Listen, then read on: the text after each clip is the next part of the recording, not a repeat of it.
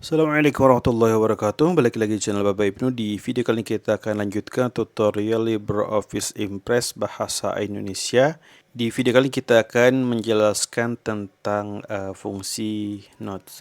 Saat presentasi kita mungkin sudah latihan sebelumnya, sudah punya bayangan ataupun kita mungkin sudah ahli gitu ya tentang materi yang akan disampaikan. Namun notes ini tetap menjadi penting.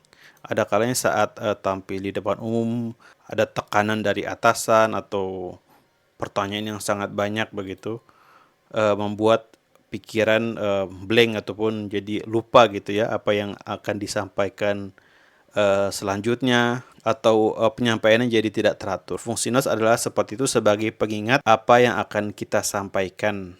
Mungkin dari slide ini kita ada tambahan tertentu yang ingin kita sampaikan tapi tidak ditampilkan di dalam slide. Kita bisa cantumkan di dalam notes. Contoh ya, contoh misalnya seperti presentasi laporan bulan Agustus.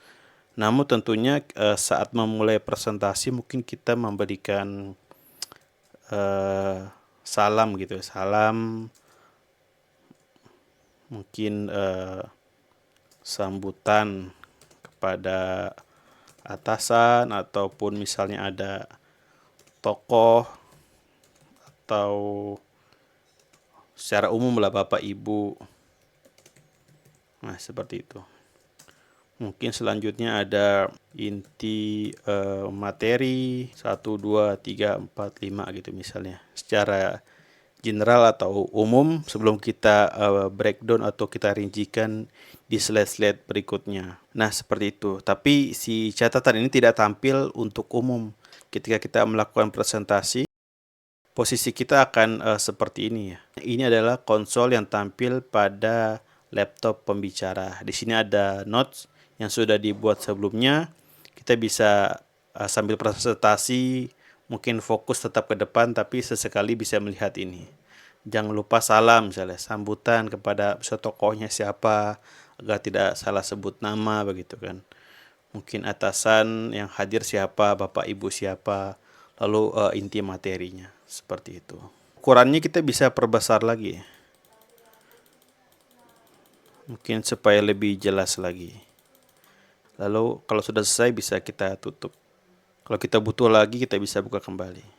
Selain mengetik manual seperti ini, kita juga bisa menyalin dari sumber lain lalu menempelkannya pada ini misalnya. Nah, tapi ini cukup. Nah, kalau catatannya cukup banyak, mungkin akan terus ke bawah seperti ini. Teman-teman bisa mengubah ukurannya misalnya 10. Diperbesar dulu 10. Nah, seperti ini. Atau kita bisa lebih fokus lagi. Kita bisa aktifkan note pane seperti ini. Nah, kita bisa fokus hanya pada catatan yang ingin kita buat. Nah, kita bisa perbesar tanpa memperbesar huruf ya, ini hanya zoom saja. Nah, seperti ini kita bisa periksa kalau ada yang kurang atau bagaimana atau perlu ditambahkan misalnya.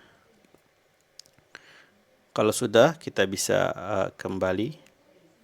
Nah, karena ini hurufnya cukup kecil, mungkin akan sulit terbaca, tapi seperti yang sudah dicoba sebelumnya, kita bisa memperbesar atau memperkecil ukuran huruf ya.